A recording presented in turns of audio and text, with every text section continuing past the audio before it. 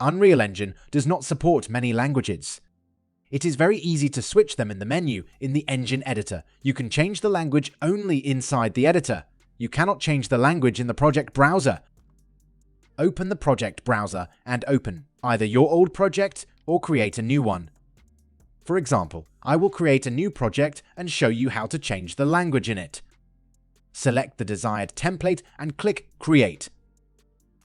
My name is Andre, and on my channel I describe complex functions of programs in simple language. Put a like and see more videos that will help you in simplifying your work. The editor has loaded and started. Now inside the editor, click on the Edit and Editor Preferences buttons. On the left side in the General field, click on Region and Language.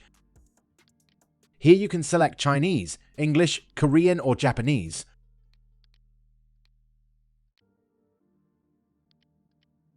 Additionally, you can change your region, i.e. time zone. I don't know what this is for. If you know the reason, please write in the comments of this video. After customizing the settings, you can set them to default. Now Unreal Engine has the language and time zone you need. And you subscribe to my channel. Give me a like and learn more useful features about simple programs.